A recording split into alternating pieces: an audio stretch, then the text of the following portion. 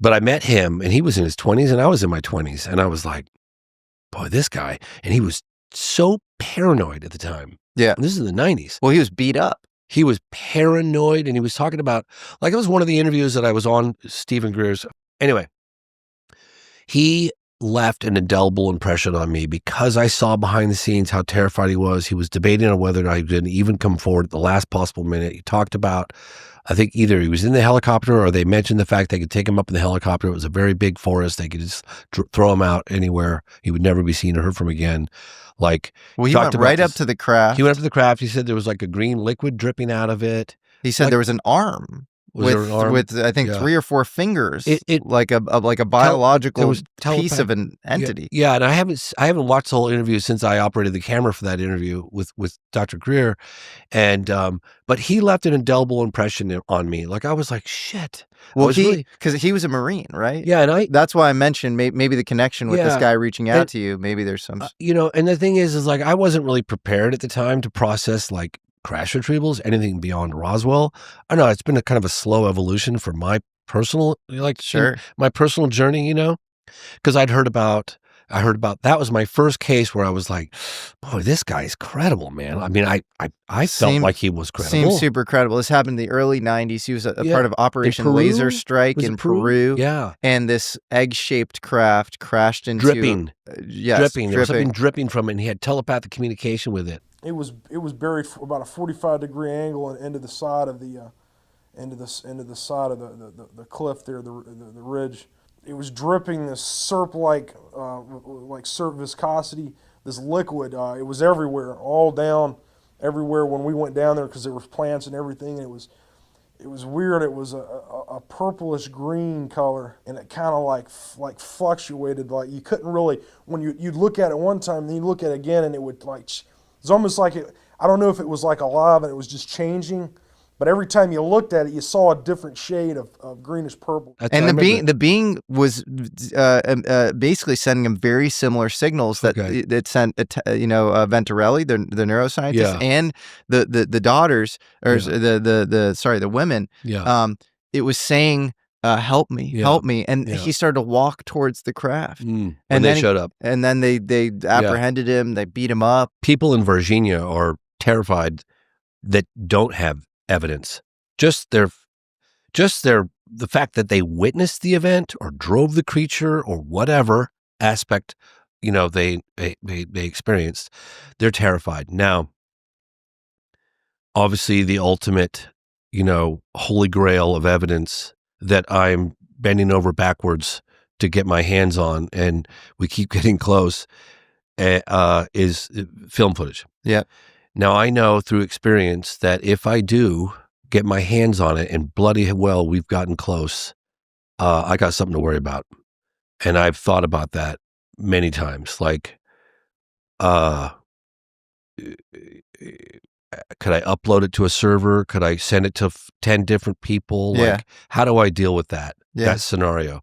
In fact, I had a really vivid dream just recently. Really vivid.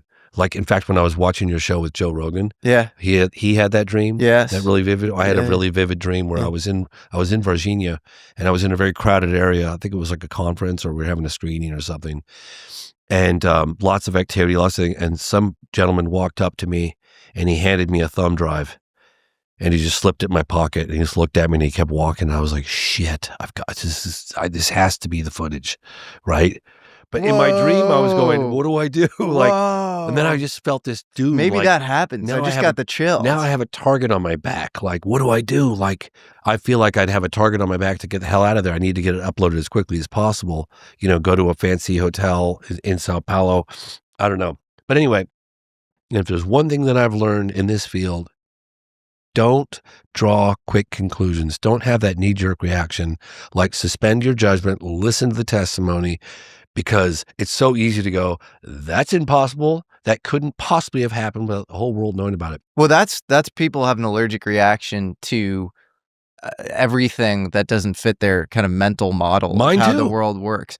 But it should always be follow the evidence. It Absolutely. Should never, it should always be like, okay, what actually happened? And then there's beyond that, there's speculation as to what those things are. I often think even UFO researchers jump to the conclusion that it's a thing came from another planet when, we don't know what these things are. That's why they use non-human intelligence, which on the one hand sometimes seems sanitized, PC, and part of some controlled disclosure. Like UAP is supposed to UFO. Like UAP is supposed to UFO, and I like UFO better than UAP. Do too. I think it's kind of better and old school. But like also, I kind of like the NHI thing because we don't know. We don't know, and you really just have to follow the evidence specifically, and you have great theorists, people like Mike Masters, who talk about them being beings from the future, and maybe they are beings. Who knows? I'll be the first one to admit I have absolutely no idea where they come from, what they want, why they're here. Yeah, I can speculate. I can look at I don't think the government is sure of that either. But okay, over the decades, I've gone. You look at what they do, and that's pretty compelling. But then you look at what they don't do. Because all they'd have to do to reveal their presence openly would be to hover over the next Super Bowl, right? I mean, but they don't do that. They've done some pretty bold moves over the years, like in the 50s, 57, I think, in Italy, some big game. They were 50, they've done some pretty cool stuff. I mean, Phoenix, Arizona was pretty phenomenal. I was when everyone's under the night sky to get a glimpse of the Hale-Bopp comet and that massive boomerang-shaped craft and other crafts as well. Pretty bold stuff, but then you look at Travis Walton and it's like, well, they clearly, if you're going to take the account of 7 witnesses, at face value, they cared enough about him. He probably got in the way of the propulsion where they grabbed him, fixed him, and then deposited him in an area on the outskirts of town that was close enough to he could get help, but not too close to reveal their presence. They cared about him, but had they dropped him off where they picked him up, right, he wouldn't have made it. It's a very remote area of the Snowflake, Arizona, up in the mountains when that encounter occurred. So I thought about, I think about those things. I think about, Socorro, Officer Lonnie Zamora, face contact, locked eyes with one of these beings. They got back in the craft and left. They didn't want to have contact. They didn't want to have communication much more than anything, whatever happened when he looked into the eyes of these creatures. So they're in on the secrecy as well. Yes. Clearly. Yes. Right? I mean, you can draw that conclusion pretty definitively, I would say. That many of these experiencers. Yes. Exactly. If you take their accounts at face value, but there is some level of contact. And we look at Rua. I mean, look at 1966 Westall, thank you, Shane Ryan and James Rigney. That case is compelling because, once again, it was a school, 10:30 in the morning, broad daylight, 300 plus witnesses standing out there watching this disc zip around in the sky with a little airplane falling around it. And then the thing lands. And then the kids run over and a handful of the kids see it sitting on the ground within 10 feet. That's a pretty bold move, I would say. Yes. As far as sightings go. Yeah. In plain sight. Yeah. Anyway, it's a complex. It's so complex, and I feel almost like I know less today than I did 30 plus years ago. Although I know the phenomenon's real, I know there's a cover up. I know that the government. I feel very comfortable that the government has got very definitive evidence about this. Bodies and craft and all that stuff. I don't know what they know. In fact, I just asked somebody who I'll remain nameless, but I was talking to somebody that I feel would be in a position to know. And I was like, how many people have the bigger picture? And this individual was like, and I trust this individual. And 10 have the bigger picture. That doesn't mean they have the full scope. Yeah. But and I said, well, so how many people know what you know? He goes, about 30. I was like, so 30 people know what you know. I was like, well, I've heard that some people say it's a little scary. Is it scary? And the individual's like, yeah, I guess it could be a little scary. Yeah. Yeah, it's a little scary. I know, I'm dying to know, right? Maybe with the information they have isn't correct. Well, who knows?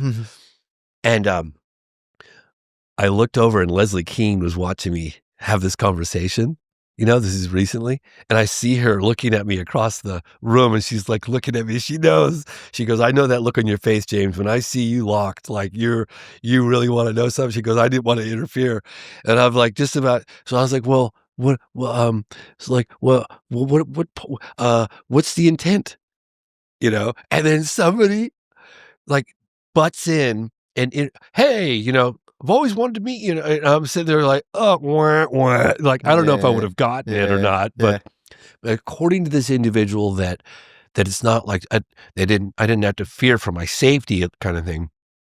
And this could be all wrong. I don't know, but that the intent was a little scary, a little scary. Yeah. But what do I know? I don't know. It's hard to say, Jesse. I don't know. I don't either. You know, and that felt like the framing of the age of disclosure, like there, you know, that there was some sort of, you know, they were prepping the battle space and they care about our nuclear assets because it's just like we would do ISR on a foreign adversary or whatever. You want to know what they're working with. Yeah.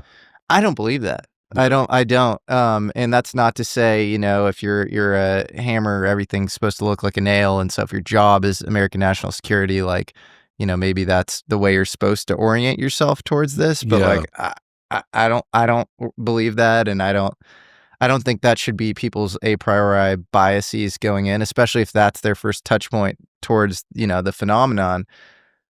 That's not my personal belief. And I mean, look, you just spoke to, you know, Talo Venturelli, and you know, this thing was like an angel, and it was higher consciousness than ours, and it wanted us to know how special we are. And even that could be a form of deception. You know, it's always like, you know, you guys are doing harm via, like, you know, these environmental catastrophes. That could be some sort of deception where they're trying to clamp down and control us. Who knows? But I think knowing that they're bad somehow.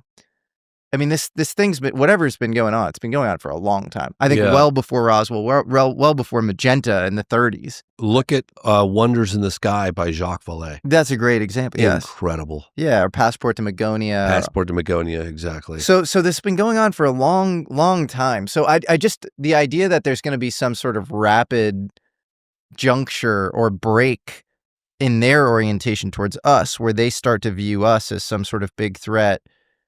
You know, I do think they do care about our nuclear stuff and are trying to enforce some sort of homeostasis of the Earth, protect it. Perhaps it could affect their reality. Yeah, it could affect them somehow. Yeah. But it's interesting. But I mean, you'll hear things like, "Oh, they activated the nuclear sequence." Well, guess what? Scary. They turned it off after they activated it. You know, and they always turn it off. In most cases, they deactivate it. In most cases, they deactivate. Yeah. So yeah, I don't know if I buy that, but you know, I'm open. But you know, the one line that I always remember, and I actually think I got this with Tim Coleman when I was doing Out of the Blue. I should watch Out of the Blue again. It's been a while, but Robert Salas, former launch control officer. I just love this line, and I'm sure a lot of you have heard it, but I was like, well, wow, it's amazing. These craft were seen over the base and these nuclear installation during the peak of the Cold War, blah, blah, blah, blah. And he's like, yeah. He's very calm, and I could see exactly why he was a launch control officer, because he was very measured and every word was carefully crafted, and he was just calm. You know, the kind of guy that you want in your corner when all hell's breaking loose, right? Because he's going to be very methodical, measured, and like not panic and do the wrong. And he's like, yeah, you know, James, message was pretty clear in my book. It's almost like taking matches out of the hands of a baby. You know, I thought, wow, that's pretty cool. Whoa. Yeah, cool? Yeah.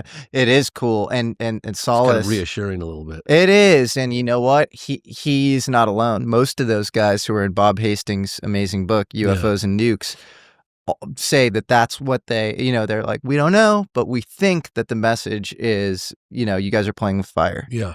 And not, you know, we're trying to deactivate your tip of the spear defenses against us. Not that we're trying to dominate. We're talking between September of 66 and March of 67. We lost 30 missiles to UFO activity. It's wild. Yeah. 30. That's pretty insane. And I do think what that guy said to you, as far as, I think there is a tip of the spear as far as government knowledge on this stuff. But I think if maybe the biggest misconception of all is that they understand all of it. Yeah. I think they're learning from you just as much as you're learning from them. I really do that. It was really funny. Yeah, go for it. Yeah, well, yeah. I was at this event and I was with Leslie, and there were all these men in suits, and she's like, "Hey, there's guys from the agency," and I pretty much knew that, and they were very nice, and I didn't assume anything. I was like, "Oh yeah, and I've been investigating this case, in Virginia," and they're like, "Oh yeah, no, we know exactly what you've been doing." Yeah. Not in a threatening way, but like we're following this really closely. Like, for sure. Like, isn't that funny? Yeah. No, Yeah. I get that all the time. Of course you do. Yeah. And I've had people on the inside ask about you. Oh, there you go. Like, what do you think about this guy, Jesse Michaels? I was like, he's fucking amazing. Like, that guy's putting the pieces of the puzzle together that I just like, whoa. I'm taking notes on the sideline. That's why I mentioned you on Joe Rogan, because I was like, dude, this guy earned it. That was the nicest plug I think I will ever get. You I mean, earned that, brother. That means so much to me. You earned it. It came from here. Well, I know it did. I know it did, and I got emotional just watching it, because that was like 10 minutes or something of you. Like, you are a rock star. And I don't. By the end of it, because Joe didn't know me then, and he was just like, "Okay, I guess you love this Jesse guy. Thanks, Jane."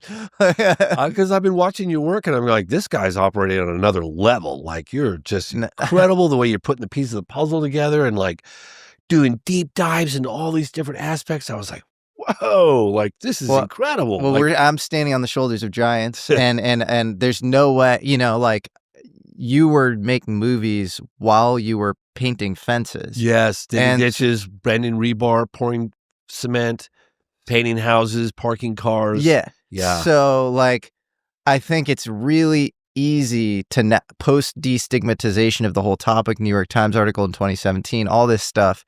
It's easy to make these YouTube videos. So, I think all of us who are doing that owe you a huge debt. Owe people like Jeremy Corbell and Ross Coulthard a huge debt. And so, it's thank you for saying that. But there are people like me too, like UAP Gerb. I get so many people ask me to do that, and I so many people. Oh, I heard you're going on. I always try to keep it secretive. I heard you're going on. Like, can you please? It's like, you earned it. It's like when you called me and you said thanks so much. I was like, dude, don't thank me, man. You earned that one. Like, that's so I meant it. Yeah, I really meant the world to me, and Joe's become a good friend. That's incredible. When I saw him on your show, I was like, my God, that's so cool. That was the most surreal moment. So cool. It was so epic because he's cool. also he respects you too. Like, he's got tremendous respect for you. Oh, I don't know. It's incredible. Yeah, it's so nice. Maybe both you guys should aim higher. But it's always nice to like feel appreciated. Everybody wants to feel appreciated. And, one of the things I'd love to say right here and right now is like, I really like to see more kindness between fellow